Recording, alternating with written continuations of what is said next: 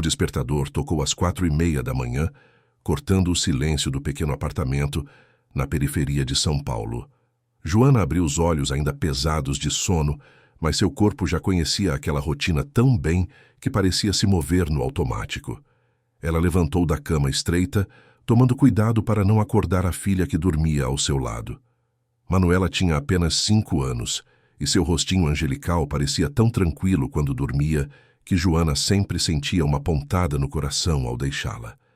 No banheiro minúsculo, Joana lavou o rosto com água gelada, tentando espantar o cansaço que nunca ia embora completamente. Olhou seu reflexo no espelho rachado e viu uma mulher de 32 anos que parecia carregar o peso de 40. As olheiras profundas denunciavam as noites mal dormidas. As mãos ásperas revelavam anos de trabalho duro. Mas seus olhos castanhos ainda guardavam uma determinação que nada conseguia apagar. Era por Manuela. Tudo sempre foi por Manuela. Vestiu o uniforme azul marinho da empresa de limpeza, prendeu os cabelos castanhos em um coque apertado e preparou um café ralo. Enquanto bebia o líquido quente, olhou para a filha ainda adormecida e sussurrou uma prece silenciosa, como fazia todas as manhãs. Que Dona Clemência, a vizinha idosa que cuidava de Manuela, estivesse bem, que o ônibus não atrasasse, que ela conseguisse manter aquele emprego mais um dia. Às 5:15, Joana beijou a testa da filha, pegou sua bolsa surrada e saiu do apartamento. O corredor do prédio cheirava a mofo e tinha manchas de umidade nas paredes descascadas. Ela desceu os 4 lances de escada, já que o elevador estava quebrado há meses, e saiu para a rua ainda escura. O bairro de Itaquera começava a despertar lentamente. Alguns trabalhadores como ela já caminhavam apressados em direção ao ponto de ônibus. A primeira condução chegou lotada. Joana conseguiu se espremer para dentro, ficando espremida entre outros passageiros cansados que compartilhavam o mesmo destino, empregos que começavam antes do sol nascer. O trajeto até a Avenida Paulista levaria quase 2 horas entre ônibus e metrô. Ela aproveitou para fechar os olhos alguns minutos, apoiada na barra de ferro, balançando conforme o veículo chacoalhava nas ruas esburacadas. No metrô, a multidão era ainda mais densa. Joana pensava em Manuela enquanto era empurrada de um lado para o outro. A menina estava crescendo tão rápido, precisando de roupas novas que Joana mal podia pagar. A escola pública era longe, e Joana sonhava em conseguir uma vaga em uma escola melhor, mais perto de casa. Mas isso custava dinheiro que ela simplesmente não tinha. O salário de faxineira mal cobria o aluguel, a comida e o transporte. Quando finalmente emergiu do metrô na estação Consolação, o céu começava a clarear com tons de laranja e rosa. Joana caminhou as 3 quadras até o imponente edifício comercial onde trabalhava. O edifício Almeida Corporate era um dos mais modernos e luxuosos da Avenida Paulista, com suas fachadas de vidro espelhado que refletiam o nascer do sol como se fossem feitas de ouro líquido. 42 andares de puro poder empresarial. Ela entrou pela porta de serviço nos fundos, onde os funcionários da limpeza eram instruídos a chegar. Nunca pela entrada principal. Nunca pelos mesmos elevadores que os executivos usavam. Havia regras claras e não escritas sobre a invisibilidade esperada deles. Joana cumprimentou seus colegas com um aceno de cabeça cansado e pegou seu carrinho de limpeza no almoxarifado do subsolo. O supervisor, Sr. Tavares, um homem baixo e nervoso que sempre parecia estar com pressa, distribuía as tarefas do dia. Joana foi designada para os andares 36 ao 40, os escritórios da alta diretoria da Almeida Investimentos, a maior gestora de recursos do país. Era considerado um privilégio limpar aqueles andares, pois significava menos supervisão direta, já que os executivos só chegavam depois das 8. Ela subiu pelo elevador de serviço, observando os números ascenderem um por um. Quando as portas se abriram no 36º andar, Joana foi recebida pelo silêncio e pelo luxo. O carpete era tão macio que seus passos não faziam barulho. As paredes eram revestidas de madeira nobre e obras de arte contemporânea adornavam cada corredor. Era um mundo completamente diferente do seu, separado por apenas algumas horas e alguns andares, mas que parecia estar em outra dimensão. Joana começou seu trabalho metódico: esvaziar lixeiras, limpar mesas, aspirar carpetes, polir vidros. Cada movimento era automático, resultado de anos de experiência. Ela limpava as salas de reunião com suas mesas longas e cadeiras de couro, os escritórios individuais com suas estantes repletas de livros de negócios que ela nunca teria tempo de ler, os banheiros com seus acabamentos de mármore italiano. No 42º andar ficava a sala do presidente da empresa, Ricardo Almeida. Joana nunca o tinha visto pessoalmente, apenas em fotos nas revistas de negócios que às vezes encontrava nas mesas. Ele era conhecido como um dos empresários mais bem-sucedidos e implacáveis do Brasil. Aos 39 anos, havia transformado a empresa familiar em um império bilionário. As matérias o descreviam como brilhante, visionário e absolutamente cruel com competidores e subordinados. A sala dele era grandiosa. Uma mesa enorme de jacarandá dominava o espaço, cercada por poltronas de couro legítimo. As paredes de vidro ofereciam uma vista panorâmica de São Paulo, a cidade se estendendo até o horizonte como um mar de concreto e sonhos. Joana limpava ali com cuidado extra, sabendo que qualquer erro poderia custar seu emprego. Não podia deixar uma marca no vidro, uma mancha no carpete, um papel fora do lugar. Quando terminou sua rotina nos andares superiores, já eram quase 8 horas. Joana desceu para o subsolo, onde havia uma pequena sala de descanso para os funcionários da limpeza. Era um cômodo apertado com paredes cinzas, algumas cadeiras plásticas quebradas e uma geladeira velha que fazia mais barulho que gelava. Ali ela tinha 15 minutos de pausa antes de começar a limpar os andares inferiores. Sentou-se em uma das cadeiras e pegou o marmitex que havia preparado na noite anterior: arroz, feijão e um ovo frito. Comida simples, mas que precisava render o dia todo. Enquanto comia, pensava em Manuela. A essa hora, Dona Clemência já deveria ter acordado a menina, dado café da manhã e a levado para a escolinha municipal. A vizinha era uma bênção em sua vida, uma senhora de 70 anos que cobrava apenas um valor simbólico para cuidar de Manuela. Joana estava terminando de comer quando seu celular antigo tocou. O nome de Dona Clemência apareceu na tela pequena e rachada. Um frio percorreu sua espinha. A vizinha nunca ligava durante o horário de trabalho, a menos que fosse uma emergência. Com as mãos trêmulas, Joana atendeu. A voz fraca de Dona Clemência do outro lado da linha confirmou seus piores temores. A idosa havia passado mal durante a noite, estava com febre alta e mal conseguia se levantar da cama. Não teria condições de cuidar de Manuela naquele dia. O coração de Joana disparou. Ela perguntou sobre a saúde da vizinha, ofereceu ajuda, mas sua mente já estava em pânico calculando as possibilidades. Não tinha mais ninguém. Sua família era do interior da Bahia, a mais de 1.500 quilômetros de distância. As outras vizinhas trabalhavam ou mal conhecia. Não podia deixar uma criança de 5 anos sozinha em casa, mas também não podia faltar ao trabalho.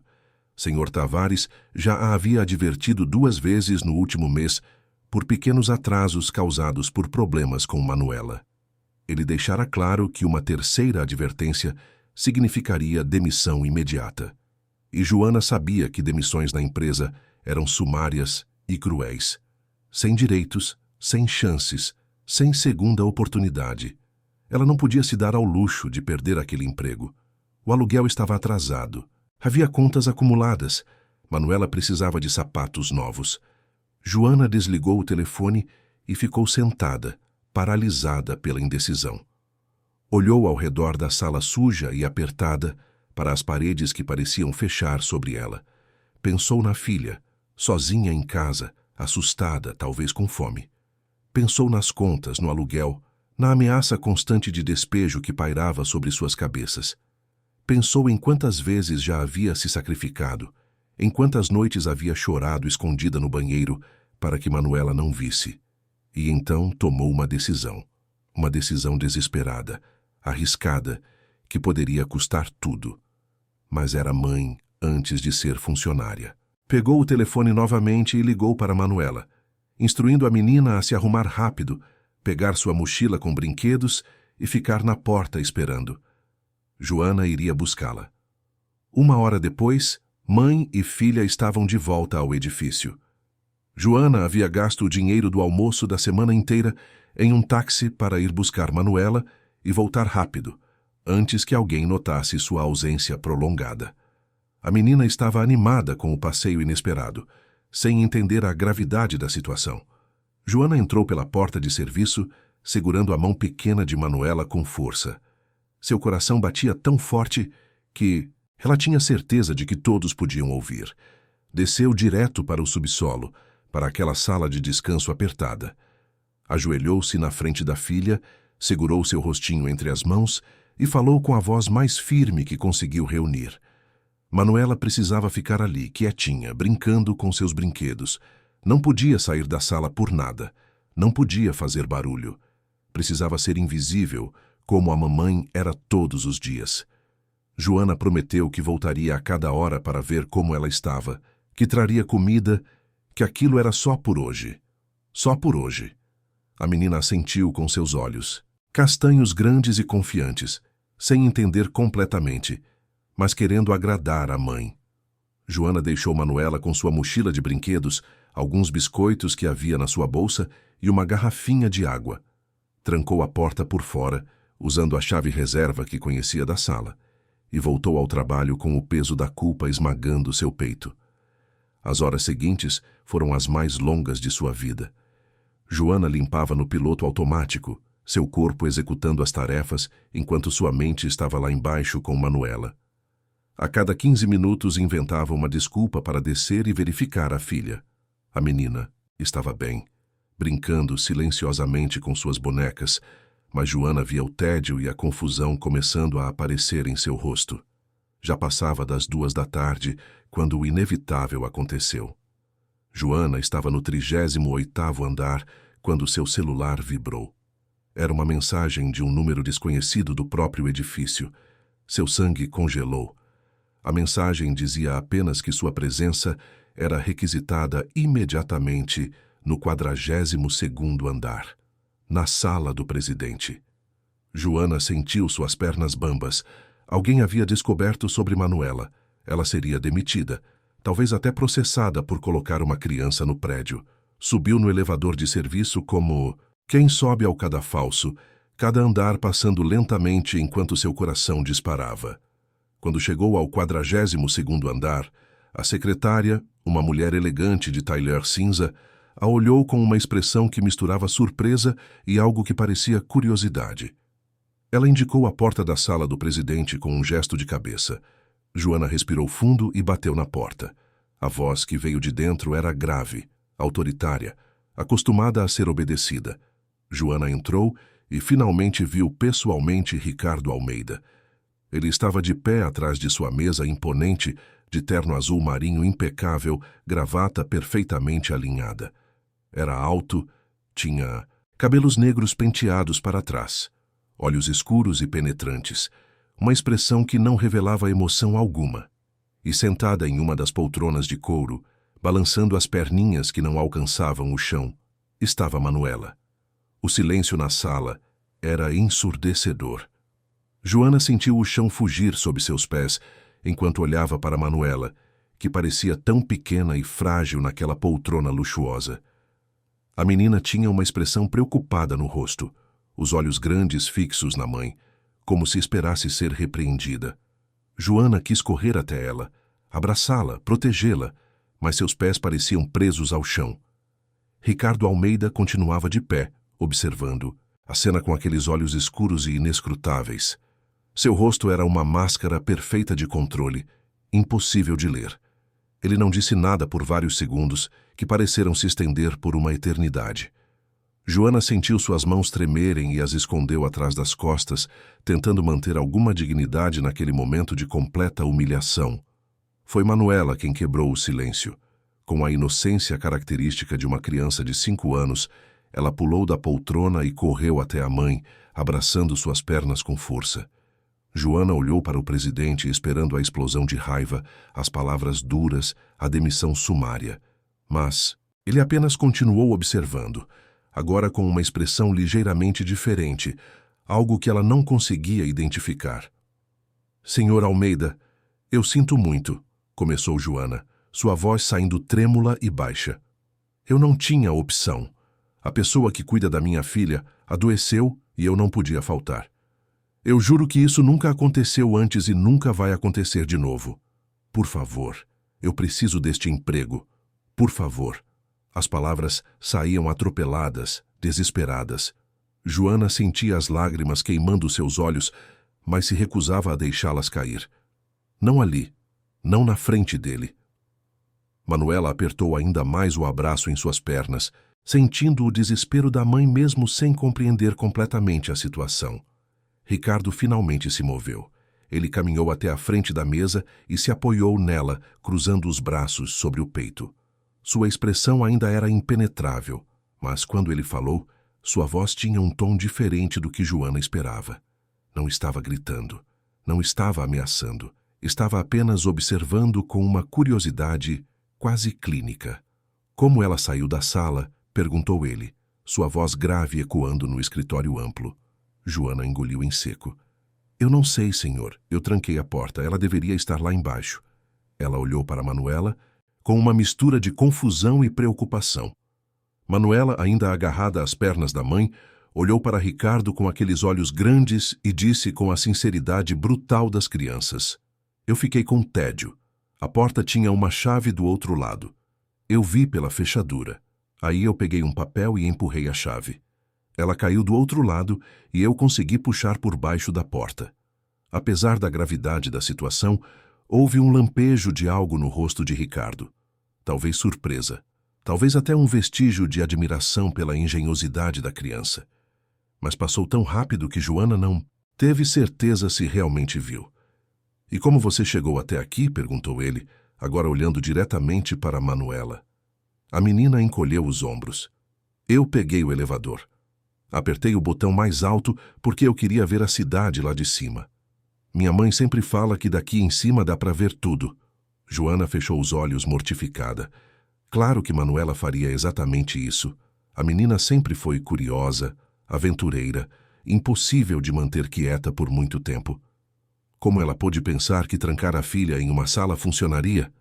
O presidente voltou sua atenção para Joana. Quando ela veio parar, aqui ele começou. Eu estava no meio de uma reunião com meus executivos.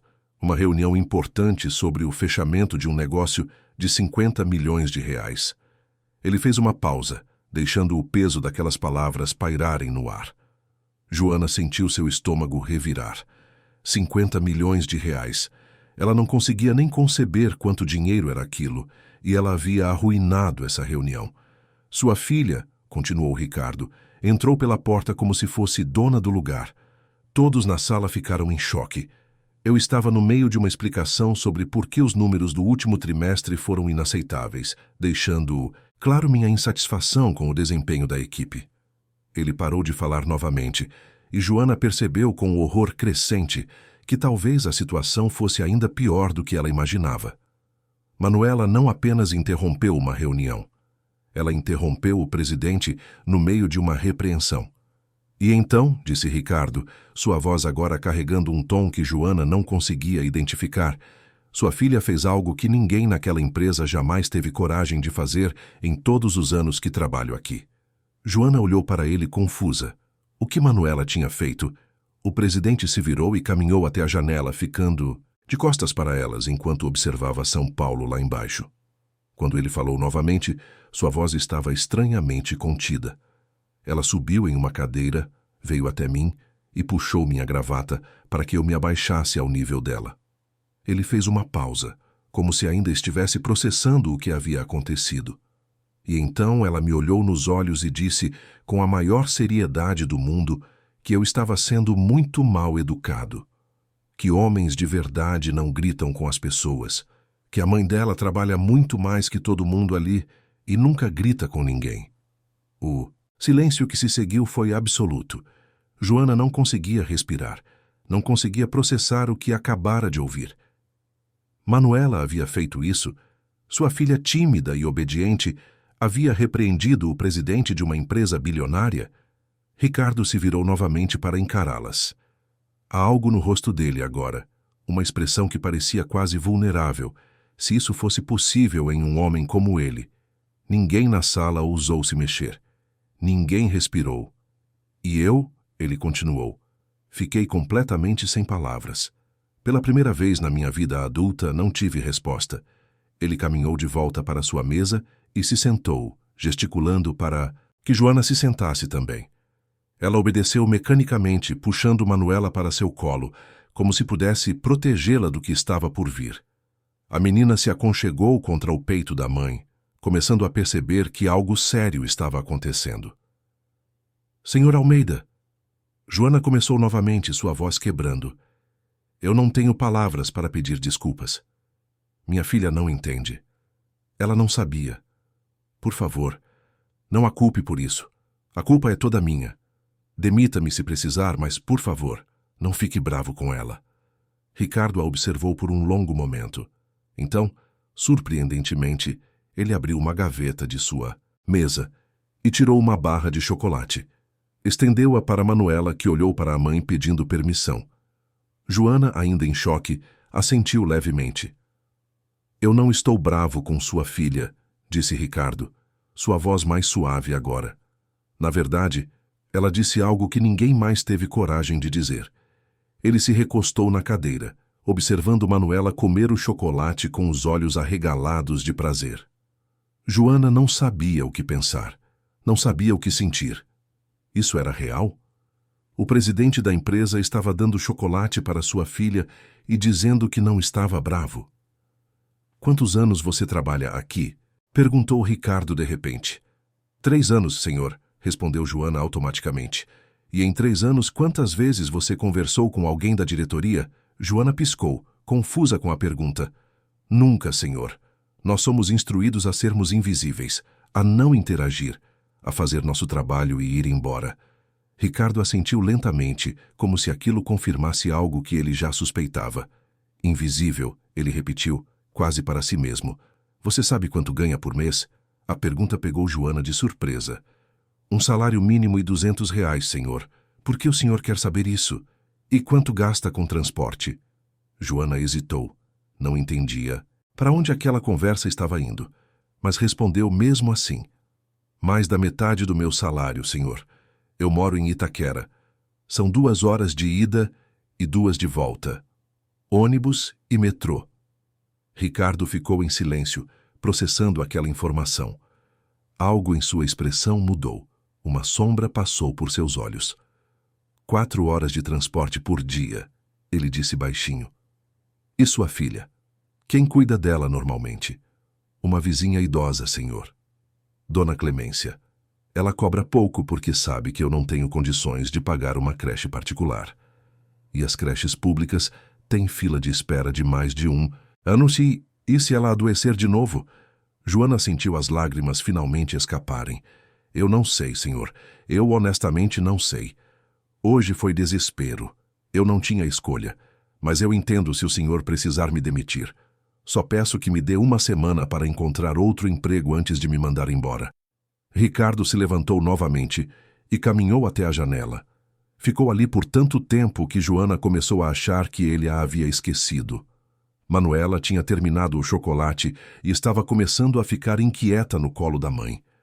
Joana a segurava com firmeza, esperando o veredito. Quando Ricardo finalmente falou, sua voz tinha um tom de decisão que não admitia questionamento. Você não será demitida, ele disse. Hoje você vai para casa, com pagamento integral, e amanhã você não volta para a limpeza. O coração de Joana despencou.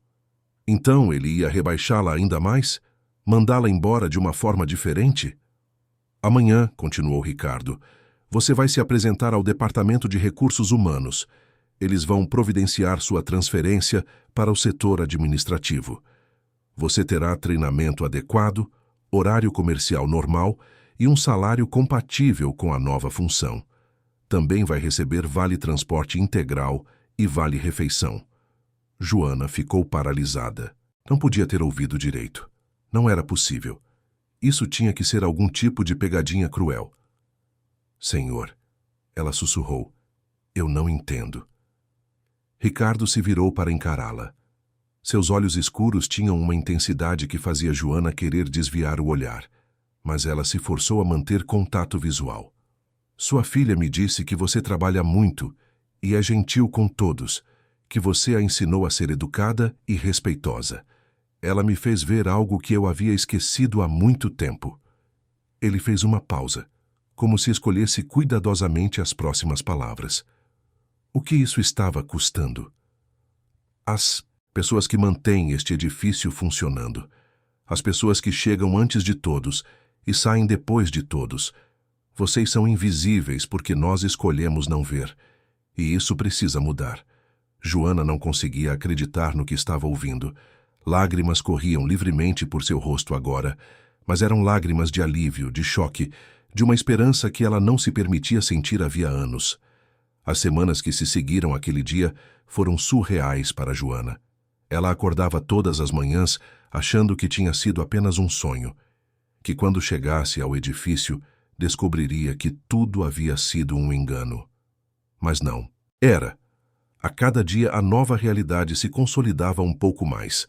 O Departamento de Recursos Humanos a recebeu com uma mistura de curiosidade e respeito que ela nunca havia experimentado antes.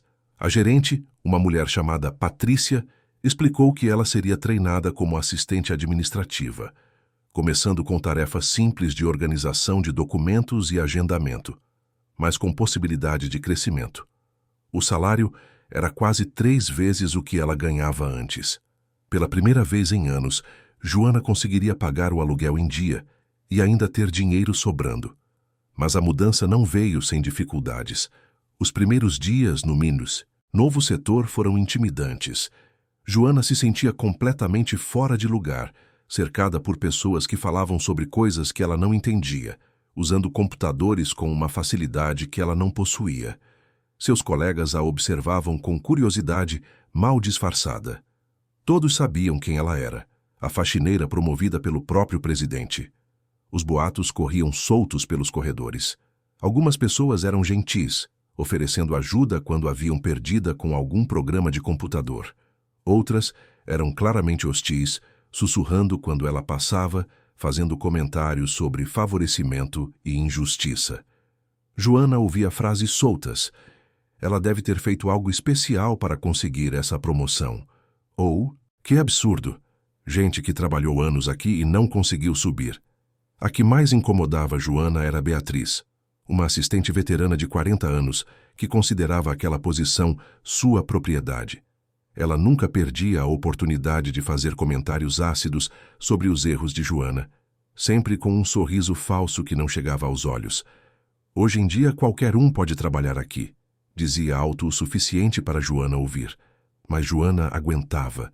Ela tinha aguentado coisas piores e tinha Manuela para pensar. Agora, com horário comercial, ela conseguia deixar a filha na escolinha pela manhã e buscá-la à tarde. Não. Precisava mais depender totalmente de Dona Clemência, que já estava se recuperando, mas ainda frágil. A menina estava mais feliz, mais bem alimentada, usando roupas sem remendos. 3 semanas após a promoção, Joana estava organizando documentos na sala de arquivo quando Patrícia entrou com uma expressão séria. "O Sr. Almeida quer vê-la em sua sala", disse ela, sem dar mais explicações. O estômago de Joana revirou. Desde aquele dia, ela não havia falado com o presidente. Via-o de longe às vezes nos corredores, mas ele nunca a reconhecia ou cumprimentava. Ela havia começado a achar que ele simplesmente esquecera dela, que a promoção havia sido um impulso momentâneo que ele logo lamentaria. Joana subiu até o 42º andar com as mãos suando. Bateu na porta e esperou ouvir aquela voz grave autorizando sua entrada. Quando entrou, Ricardo estava sentado à mesa, lendo alguns documentos. Ele levantou os olhos e, pela primeira vez, ela viu algo que poderia ser interpretado como um leve sorriso. "Sente-se", disse ele, gesticulando para a cadeira em frente à mesa. Joana obedeceu, as mãos entrelaçadas no colo, esperando. Ricardo colocou os documentos de lado e a observou por um momento. "Como está se adaptando ao novo cargo?" perguntou. "Bem, senhor", respondeu Joana automaticamente. "Estou aprendendo muito, ainda tenho dificuldades com algumas coisas, mas estou me esforçando. Recebi relatórios de que você está tendo algumas dificuldades, disse Ricardo, sua voz neutra. Mas também recebi relatórios de que você é pontual, dedicada e nunca reclama, que aceita críticas e está sempre disposta a aprender. Joana não sabia o que dizer, então apenas assentiu. Ricardo se recostou na cadeira, seus dedos tamborilando levemente na mesa. Há quanto tempo você mora em Itaquera? Perguntou, mudando de assunto. 5 anos, senhor, desde que minha filha nasceu. E o prédio onde mora? É bom? Joana hesitou. Não sabia como responder aquela pergunta honestamente sem parecer desagradecida. É o que eu posso pagar, senhor, disse finalmente. Ricardo assentiu lentamente. Estou implementando algumas mudanças na empresa, disse ele. Começando com a equipe de limpeza e manutenção. Novos equipamentos, melhores condições de trabalho, aumento salarial. Ele fez uma pausa.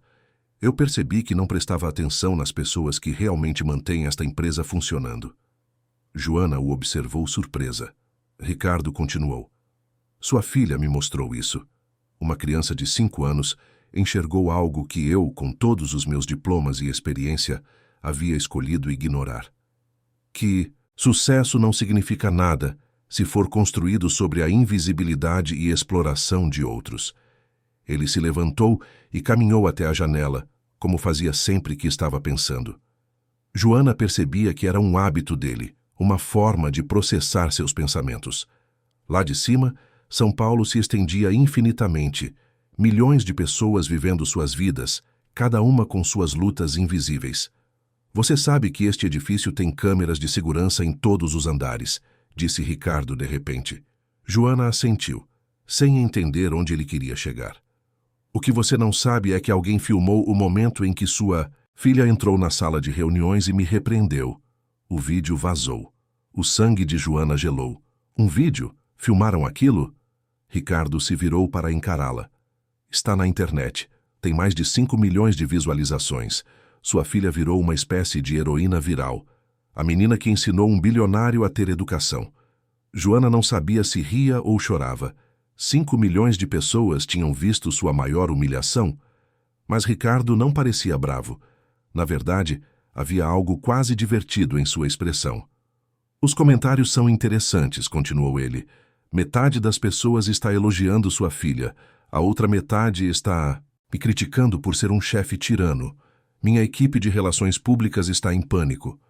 Senhor, eu sinto muito, começou Joana, mas Ricardo levantou a mão interrompendo-a. Não se desculpe. Eles estão certos. Eu era tirano. Ainda sou, na maior parte do tempo. Mas estou tentando mudar isso. Ele voltou para sua cadeira. E parte dessa mudança envolve você. Joana o olhou confusa. Eu, senhor? Descobri que o prédio onde você mora será vendido. O novo proprietário vai reformar e transformar em apartamentos de luxo. Todos os inquilinos atuais receberão aviso de despejo em 30 dias. O mundo de Joana desabou. Não podia ser verdade. Onde ela iria morar? Com o salário novo ela poderia pagar um pouco mais, mas não tinha economias para mudança, depósito, todas as despesas iniciais. Ricardo observou a cor sumir do rosto dela. Por isso, continuou, tomei a liberdade de comprar o prédio antes que a venda fosse concretizada, de forma anônima, através de uma subsidiária da empresa. Joana piscou, tentando processar o que acabara de ouvir. O senhor comprou meu prédio? Comprei o prédio, corrigiu Ricardo. Não vai haver reforma, não vai haver despejo. Na verdade, estou reduzindo os aluguéis para valores mais justos e fazendo algumas reformas estruturais necessárias, como consertar o elevador, a fiação elétrica, a rede de esgoto. Lágrimas começaram a correr pelo rosto de Joana novamente. Ela parecia chorar constantemente nas últimas semanas, mas eram lágrimas tão diferentes das que estava acostumada. Não eram lágrimas de desespero, mas de uma gratidão tão profunda que doía. Por que o senhor está fazendo isso? Ela sussurrou. Por que está me ajudando assim? Ricardo ficou em silêncio por um longo momento. Quando finalmente falou, sua voz estava mais baixa, quase vulnerável.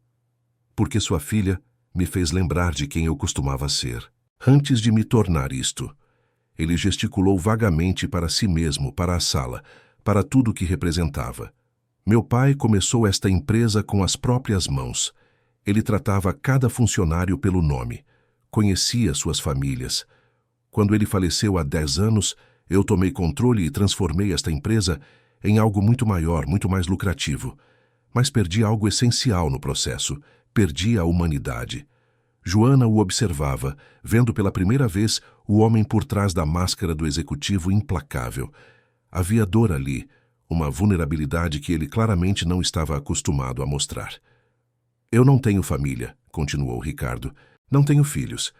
Dediquei minha vida inteira a construir este império, e agora percebo que não tenho ninguém com quem compartilhá-lo. Sua filha, com sua inocência e honestidade brutal, me mostrou o que realmente importa. E eu gostaria de agradecê-la pessoalmente. Joana limpou as lágrimas com o dorso da mão. O senhor quer conhecer a Manuela? Se você permitir. Talvez um almoço no fim de semana? Algo informal. Sem obrigações. Joana hesitou. Aquilo estava começando a parecer estranho, quase perigoso. Ricardo percebeu sua hesitação e rapidamente acrescentou. Não estou tentando nada inapropriado. Sei que deve parecer estranho. Mas sua filha me afetou de uma forma que não consigo explicar completamente. Ela me lembrou que ainda existe bondade no mundo, e eu gostaria de agradecê-la. Havia algo na sinceridade dele que tocou Joana. Ela assentiu lentamente. Tudo bem. Um almoço. No sábado, se o senhor puder. Ricardo sorriu, um sorriso genuíno que transformou completamente seu rosto. Por um momento, ele não parecia o executivo temido, mas apenas um homem solitário buscando conexão. Perfeito. Mandarei meu motorista buscá-las. Não é necessário, senhor. Podemos nos encontrar em algum lugar. Insisto. Ele escreveu algo em um papel e entregou a ela. Este é meu número pessoal. Me mande seu endereço e horário que funcione para vocês. Joana pegou o papel com mãos trêmulas, ainda não acreditando completamente no que estava acontecendo. Quando saiu da sala, seu coração estava acelerado, uma mistura de emoções que ela não conseguia nomear. O sábado chegou mais rápido do que Joana esperava. Ela estava nervosa, sem saber como se vestir, como se comportar. Acabou escolhendo um vestido simples que havia comprado recentemente com o primeiro salário novo. Manuela estava animadíssima, pulando pela casa, perguntando 1000 vezes se iam conhecer o homem bonzinho que deu chocolate para ela. Quando o carro preto e reluzente parou em frente ao prédio em Itaquera, todos os vizinhos saíram para ver. Era uma Mercedes com motorista uniformizado, algo que definitivamente não pertencia àquele bairro. Joana sentiu as bochechas queimarem de vergonha e orgulho, ao mesmo tempo enquanto ajudava Manuela a entrar no banco de trás. A menina estava maravilhada com o interior luxuoso, passando as mãozinhas pelos assentos de couro. O motorista, um senhor educado chamado Seu João, dirigiu-as até um restaurante elegante na região dos Jardins. Joana nunca havia estado em um lugar assim. As mesas tinham toalhas brancas impecáveis, talheres brilhantes demais, garçons que se moviam com uma elegância coreografada. Ela se sentiu completamente deslocada, consciente de seu vestido simples em meio a mulheres usando roupas caríssimas e joias que provavelmente custavam mais que 1 ano de seu salário. Ricardo já estava esperando em uma mesa próxima à janela. Ele se levantou quando as viu, usando roupas casuais, mas que mesmo assim exalavam qualidade. Uma camisa social azul clara sem gravata, calças de alfaiataria. Ele sorriu ao ver Manuela, que correu até ele sem nenhuma timidez.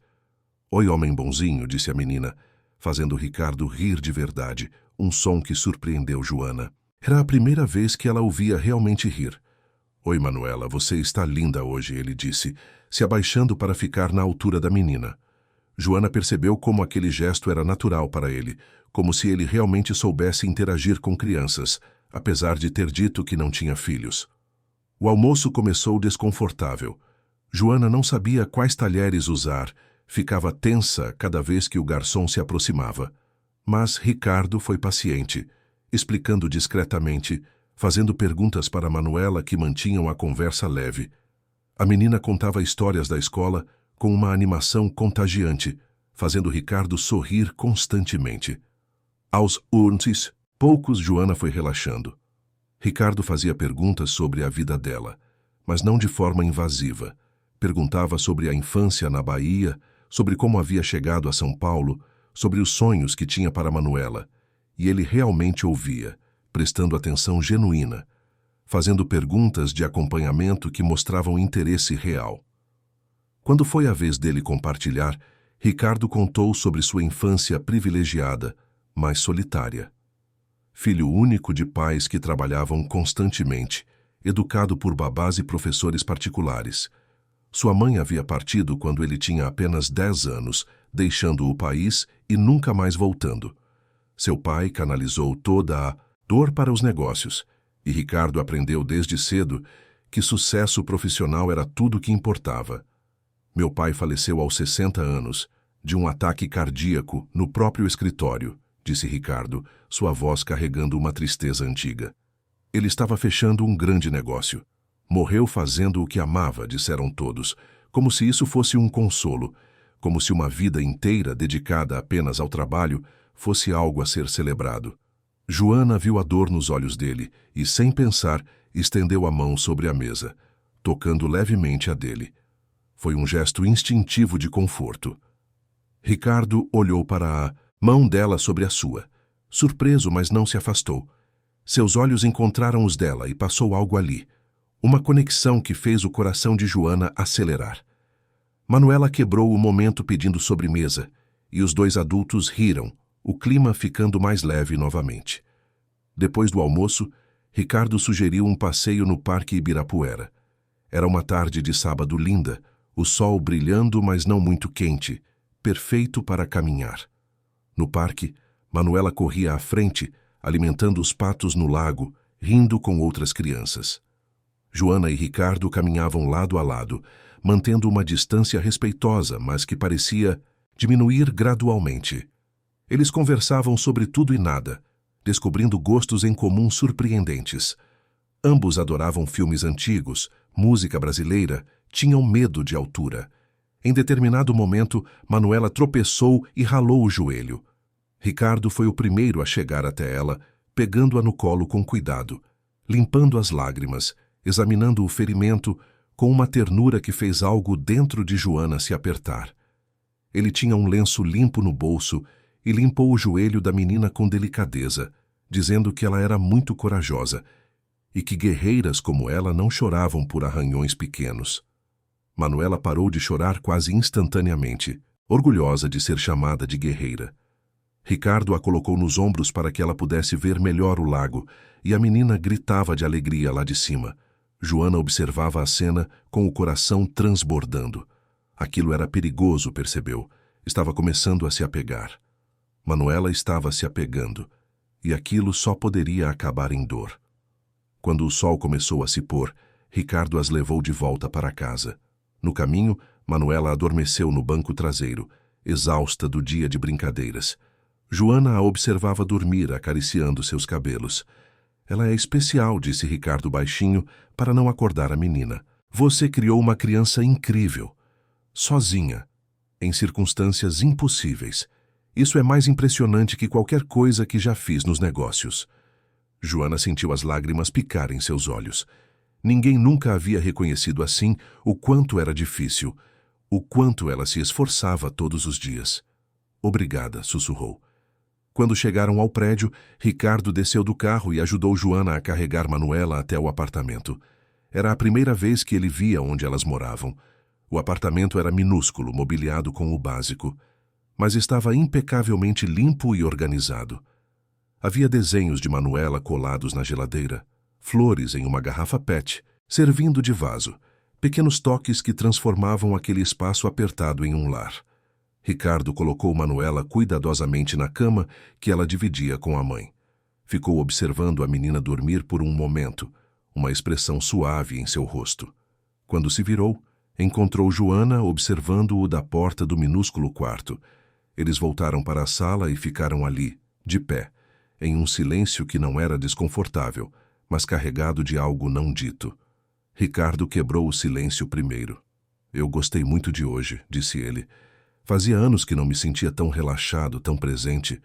Obrigado por me permitir passar este tempo com vocês. Joana sorriu timidamente. Eu é que agradeço. O almoço foi maravilhoso. Manuela adorou. Ela vai falar disso durante semanas. E você? Perguntou Ricardo, dando um passo mais perto. Você gostou?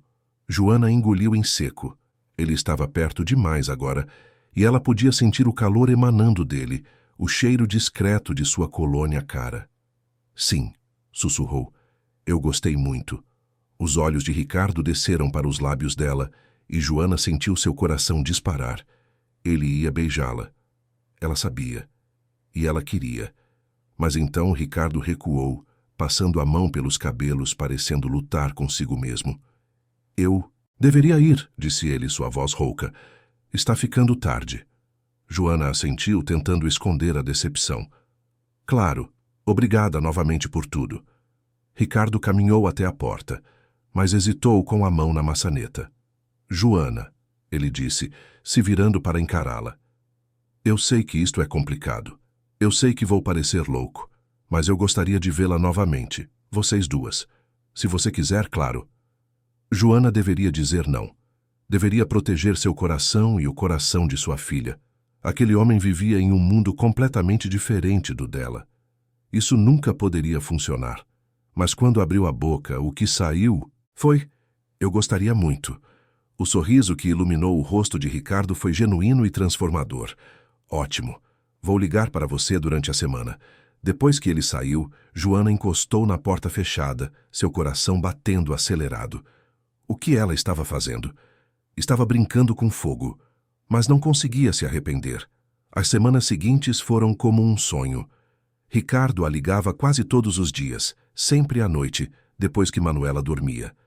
Conversavam por horas sobre tudo. Ele contava sobre as pressões do trabalho, sobre as dificuldades de implementar mudanças em uma empresa tão grande. Ela contava sobre seu dia, sobre as pequenas vitórias e frustrações no novo trabalho. Eles se viam aos finais de semana. Às vezes levavam Manuela para passeios, outras vezes apenas jantavam juntos no apartamento de Joana, algo que Ricardo claramente preferia aos restaurantes caros. Ele adorava a simplicidade daquele espaço, a sensação de lar que ele nunca havia experimentado em sua cobertura de luxo. Joana percebia que estava se apaixonando. Não conseguia evitar. Ricardo era atencioso, engraçado quando relaxava. Gentil com Manuela. Ele a tratava como uma igual, nunca fazendo Joana se sentir inferior por sua origem humilde. E havia a forma como ele olhava, para ela como se ela fosse a pessoa mais importante do mundo. Mas a realidade sempre encontrava formas de se intrometer. Foi em uma segunda-feira comum que o mundo perfeito que Joana estava construindo começou a rachar. Ela estava no escritório, organizando relatórios, quando ouviu duas colegas conversando perto da máquina de café. Elas não sabiam que Joana estava ali, escondida atrás de um arquivo alto. Você viu a notícia? Uma delas dizia, mantendo a voz baixa, mas não baixa o suficiente. A ex-noiva do Ricardo voltou ao Brasil. A outra soltou um suspiro dramático. Fernanda Monteiro. Claro que ela voltaria agora que ele finalmente parece estar interessado em outra pessoa. Joana sentiu seu estômago revirar. Ex-noiva? Ricardo nunca havia mencionado uma ex-noiva. Elas continuaram conversando, alheias à presença de Joana. Eu vi fotos dela na revista Veja. Continua linda, toda de Chanel. Eles eram o casal perfeito, sabe? Ela é herdeira da Monteiro Textil, estudou na Suíça, fala 4 idiomas. Tudo o que uma mulher deveria ser para estar ao lado de um homem como o Ricardo. Pois é. Não sei o que ele vê naquela faxineira. É óbvio que é só uma fase. Homens ricos sempre têm essas aventuras. Com mulheres comuns, mas no final sempre voltam para seu próprio nível social. Joana saiu dali em silêncio, sentindo como se tivesse levado um soco no estômago. Claro que havia uma ex-noiva. Uma mulher bonita, rica, educada, perfeita para ele. E claro que as pessoas achavam que ela, Joana, era apenas uma aventura passageira. Como ela pôde ser tão ingênua? Aquela noite, quando Ricardo ligou como sempre fazia, Joana estava diferente, distante. Ele percebeu imediatamente. O que aconteceu? Perguntou sua voz preocupada. Você está bem? Joana respirou fundo. Por que você nunca me contou sobre Fernanda? O silêncio do outro lado da linha foi longo demais. Quando Ricardo finalmente falou, sua voz estava cuidadosa. Quem te contou sobre ela? Isso importa? O que importa é que você escondeu de mim que teve uma noiva. Uma noiva que, pelo que parece, toda São Paulo considerava perfeita para você. Ricardo suspirou. Joana, o noivado acabou há mais de 1 ano. Fernanda e eu crescemos no mesmo círculo social. Nossos pais eram amigos, o casamento era praticamente arranjado. Mas eu percebi que estava prestes a cometer um erro enorme. Casar com alguém que eu não amava, apenas porque era o que todos esperavam. Então você terminou com ela? Não. Ela terminou comigo quando eu me recusei a marcar a data do casamento.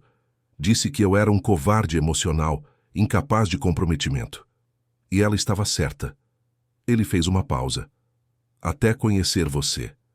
Joana sentiu suas defesas vacilarem, mas se forçou a permanecer forte, e agora ela voltou. As pessoas estão falando, dizendo que é óbvio que você vai voltar para ela, que eu sou apenas uma distração. A voz de Ricardo ficou dura. Que pessoas? Quem está dizendo isso? Não importa quem. O que importa é que elas estão certas. Não. Estão? Eu não pertenço ao seu mundo, Ricardo. Eu nunca vou pertencer. Não estudei em escolas caras. Não falo outros idiomas. Não sei me comportar em jantares de gala. Eu era faxineira há 2 meses atrás. E isso não importa para mim. Joana, você não entende? Você é real. Você é genuína. Fernanda e todas as outras mulheres do meu círculo social são versões manufaturadas do que a sociedade diz que uma mulher de elite deve ser. Mas você é você mesma, sem máscaras, sem pretensões. Mas por quanto tempo? Gritou Joana, surpreendendo a si mesma com a intensidade. Por quanto tempo até você perceber que é muito complicado, que as pessoas vão sempre nos julgar, que sua família, seus amigos, seus sócios vão sempre me ver como inadequada? Então que vejam. Eu não me importo, mas eu me importo, Ricardo. Eu me importo porque tenho uma filha. Porque se eu me envolver mais com você, se Manuela se apegar mais, e então você decidir que isto não vale a pena, vai partir nossos corações. E eu não posso arriscar isso. Ricardo ficou em silêncio por um longo momento. Quando falou, sua voz estava baixa, controlada, mas Joana podia sentir a emoção por trás. Você está com medo. Eu entendo. Mas você está deixando o medo e a opinião de pessoas que não importam destruir algo que poderia ser especial. Talvez, sussurrou Joana, mas talvez seja melhor destruir agora do que deixar crescer mais e ter um sofrimento maior depois.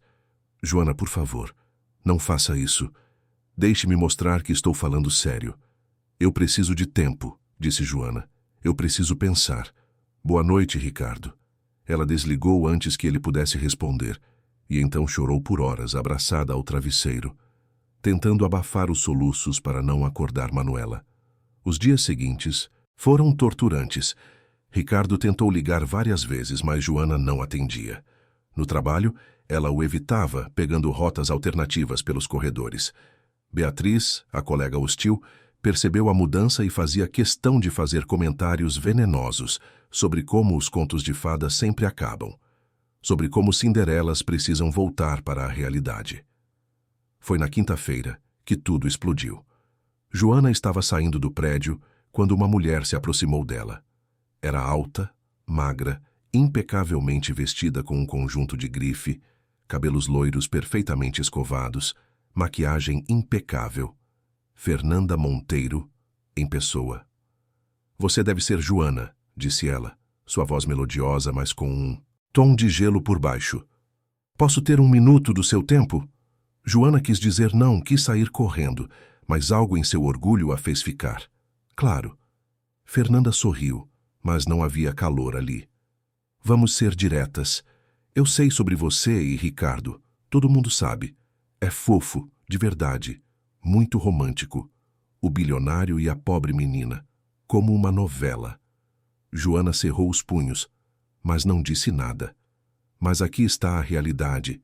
continuou Fernanda, sua voz agora com um fio de aço. Ricardo está passando por uma fase. Ele sempre foi assim, buscando algo diferente, algo que o faça sentir menos vazio. Mas a novidade passa, e quando passar ele vai voltar para o que conhece, para seu próprio mundo, e você acha que esse mundo é você? Fernanda deu um sorriso condescendente. Querida, eu conheço o Ricardo desde que tínhamos 10 anos. Conheço sua família, seus amigos, seu mundo. Você pode ter tocado o coração dele temporariamente com sua história dramática e sua filhinha bonitinha, mas você nunca vai realmente pertencer. Em jantares de negócios, você não vai saber sobre o que falar. Em eventos sociais, você vai ser apenas a caridade do mês. O projeto social do Ricardo. Cada palavra era como uma facada, porque no fundo, Joana temia que fossem verdade. Faça um favor a si mesma, disse Fernanda, sua voz agora quase gentil em sua crueldade. Termine isto antes que fique ainda mais humilhante. Poupe sua dignidade e a dele. Deixe Ricardo voltar para onde pertence. Ela se virou e foi embora, seus saltos altos clicando no chão de mármore. Joana ficou ali, paralisada, sentindo as lágrimas correrem por seu rosto. Pior que tudo, era que parte dela concordava com cada palavra que Fernanda havia dito. Naquela noite, Joana finalmente atendeu quando Ricardo ligou. Antes que ele pudesse dizer qualquer coisa, ela falou: Fernanda me procurou hoje. Ouviu Ricardo praguejar do outro lado, algo raro para ele. O que ela disse? A verdade, respondeu Joana, sua voz cansada. Que eu não pertenço ao seu mundo. Que eventualmente você vai perceber isso e vai voltar para alguém como ela. Alguém adequada. Joana, ela está errada. Ela está apenas com raiva porque eu não quis casar com ela. Não acredite em nada que ela disse. Mas eu acredito, Ricardo. Porque faz sentido. Porque eu vejo a forma como as pessoas nos olham. Porque eu sei que você merece alguém que possa ficar ao seu lado sem causar constrangimento. Você nunca me causou constrangimento. Nunca. Ainda não. Mas vai acontecer. E quando acontecer, vai ser pior para todos nós. Ricardo ficou em silêncio e Joana podia sentir sua frustração através da linha. Por favor, disse ele finalmente, me dê uma chance de provar que você está errada. Deixe-me mostrar que isto é real, que você é importante para mim. Joana estava prestes a responder quando ouviu um barulho no fundo. Manuela estava tossindo. Uma tosse seca, ruim. Joana correu para o quarto e seu coração parou. O rosto de Manuela estava coberto de manchas vermelhas, seu corpo todo tremendo. Ricardo, tenho que ir, disse ela, o pânico tomando conta. Manuela está passando mal. Ela desligou e pegou a filha nos braços. Manuela estava queimando de febre, as manchas se espalhando rapidamente pelo corpo. Joana conhecia aquelas manchas, aquela reação. Alergia alimentar grave. Mas Manuela nunca tinha tido alergia a nada antes. Com mãos trêmulas, Joana tentou ligar para uma ambulância, mas o número dava ocupado. Ela pegou Manuela no colo e correu escada abaixo, ainda sem elevador funcionando. 4 lances com uma criança nos braços. Na rua tentou parar um táxi, mas nenhum parava. Joana estava à beira do desespero quando viu os faróis de um carro freando bruscamente na sua frente. Era a Mercedes preta. Ricardo saltou do banco do motorista antes mesmo do carro parar completamente, correndo até ela. Seus olhos se arregalaram ao ver Manuela, as manchas, a febre.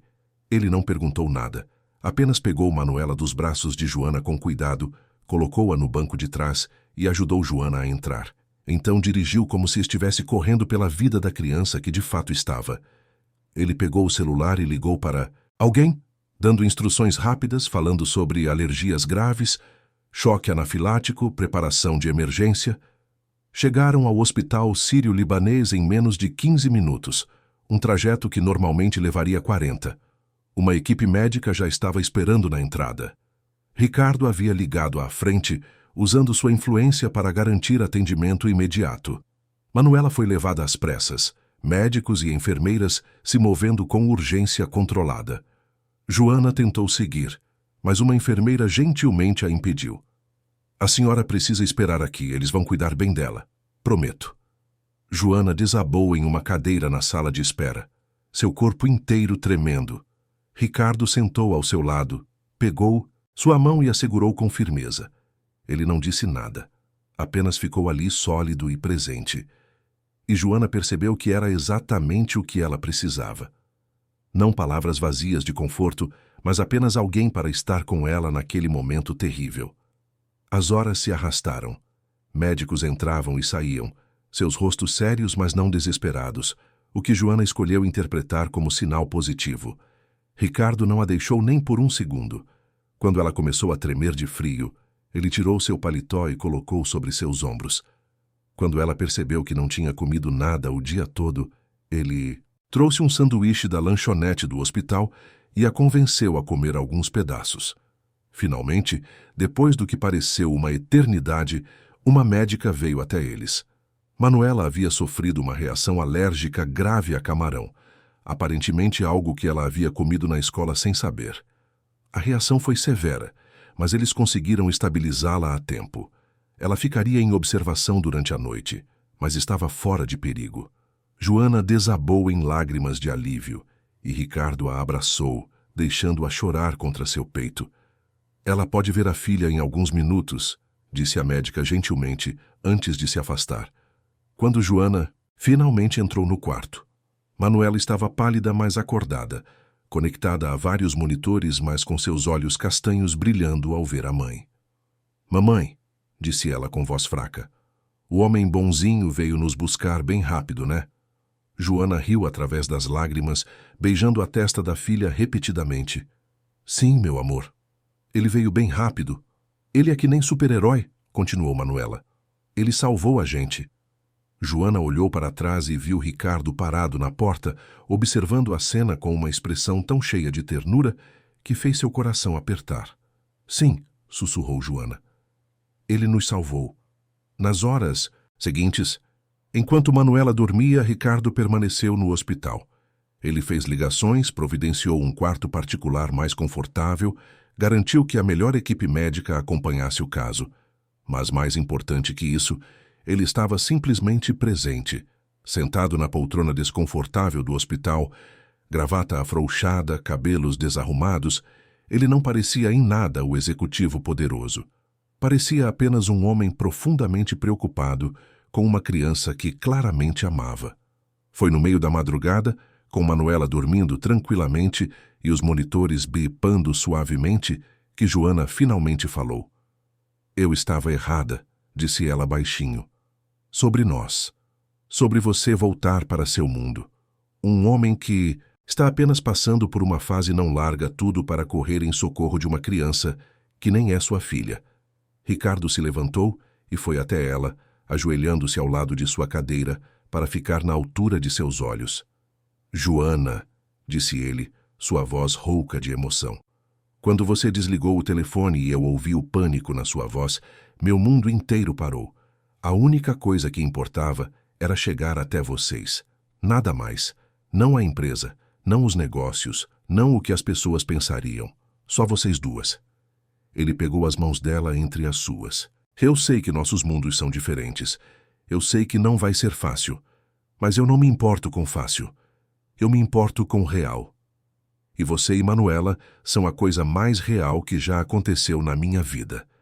Joana sentiu as lágrimas começarem novamente. E Fernanda? E todas as pessoas que vão nos julgar? Fernanda é parte do meu passado. Um passado que eu não quero de volta. E quanto às pessoas que nos julgam, elas não pagam minhas contas e não dormem na minha cama. A opinião delas não importa. Mas sua família, seus sócios... Então eles vão ter que aprender a aceitar. Porque eu não vou desistir de você. Não sem lutar. A sinceridade em seus olhos, a convicção em sua voz, finalmente quebraram as últimas barreiras de Joana. Ela se inclinou e beijou-o, um beijo suave, cheio de promessa e esperança. Quando se separaram, ambos estavam sorrindo através das lágrimas. Os dias seguintes trouxeram mudanças. Manuela recebeu alta do hospital com instruções rigorosas sobre sua nova alergia. Ricardo não apenas pagou todas as contas médicas, mas providenciou um plano de saúde de primeira linha para Joana e Manuela. E então, surpreendendo a todos, ele fez algo ainda mais dramático. Convocou uma coletiva de imprensa. Joana implorou para que ele não fizesse aquilo, mas Ricardo estava determinado. É hora de parar de esconder, disse ele. É hora de mostrar ao mundo quem realmente importa para mim. A coletiva estava lotada de jornalistas, todos esperando ouvir sobre os novos investimentos da empresa ou alguma fusão importante. Em vez disso, Ricardo começou anunciando uma série de mudanças trabalhistas revolucionárias. Aumento salarial para todos os funcionários de base, melhores benefícios, horários mais humanos. Ele explicou que essas mudanças foram inspiradas por alguém especial, alguém que lhe mostrou que sucesso verdadeiro não se media apenas em lucros.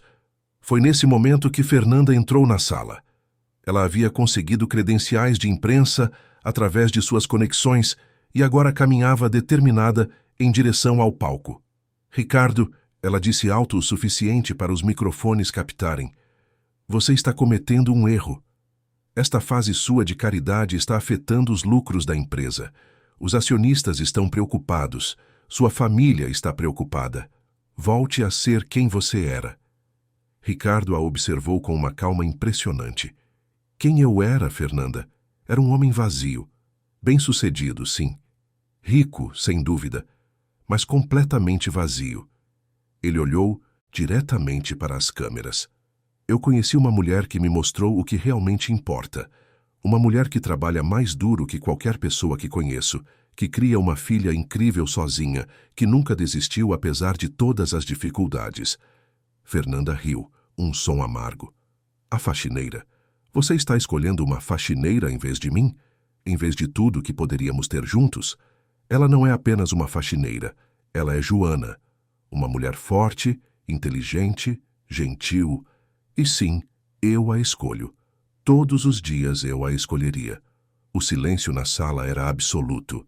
Ricardo continuou, sua voz firme. E para aqueles que questionam minhas decisões empresariais, deixem-me esclarecer algo. Desde que implementei estas mudanças, a satisfação dos funcionários subiu 90%. A rotatividade caiu drasticamente. A produtividade aumentou. Funcionários felizes trabalham melhor. É simples assim. Então não, estes não são gastos desnecessários. São investimentos inteligentes. Ele olhou diretamente para Fernanda. E quanto ao meu coração, este não é um investimento. É uma certeza. Joana e Manuela são minha família agora. E qualquer pessoa que tenha um problema com isso pode me procurar pessoalmente. Fernanda ficou vermelha de raiva e humilhação. Ela tentou dizer algo, mas não encontrou palavras.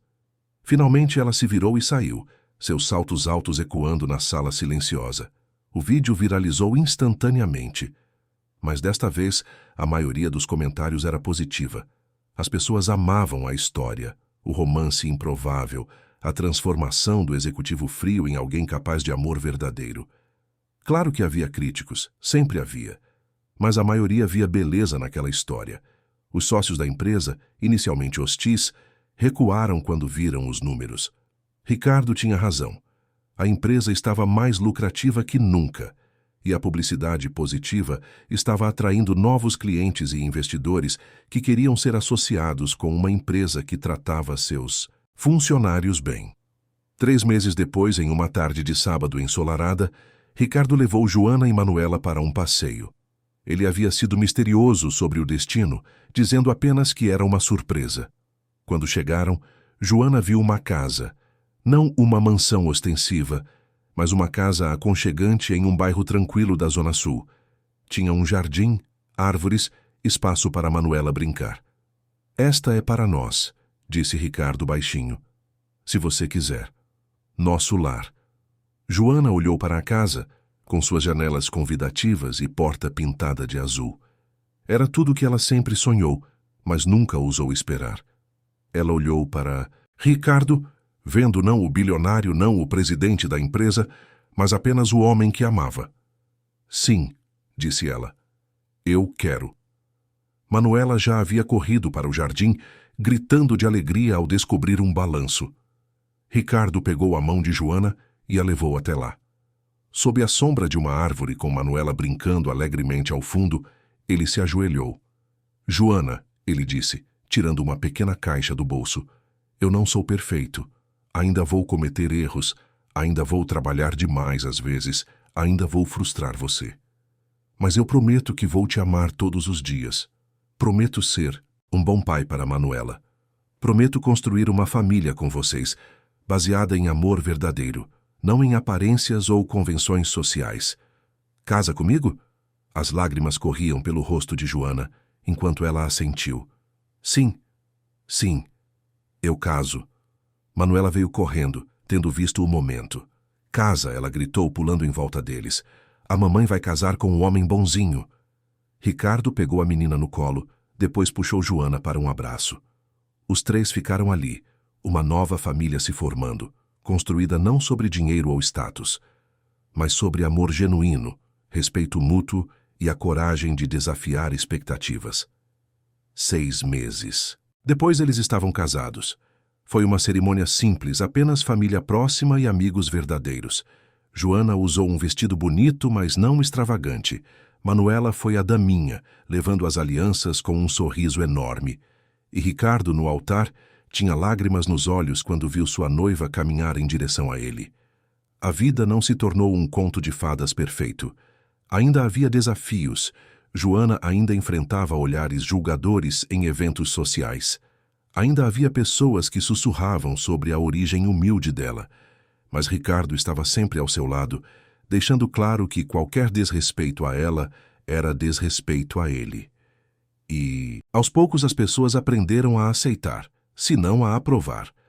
Joana continuou trabalhando, não porque precisasse financeiramente, mas porque queria. Ela havia encontrado que gostava de trabalhar com recursos humanos, ajudando outros funcionários a terem melhores condições. Ricardo apoiava completamente, orgulhoso de sua esposa independente e determinada. Manuela cresceu rodeada de amor, nunca esquecendo suas origens humildes, mas também nunca sendo definida por elas. Ela chamava Ricardo de pai, porque para ela ele era. Não o homem que a havia concebido e abandonado antes de nascer, mas o homem que escolheu estar presente, que a ensinava, que comparecia a todas as apresentações da escola, que consolava seus pesadelos. E Ricardo, ele se tornou conhecido não apenas como um empresário bem-sucedido, mas como um líder empresarial humanitário.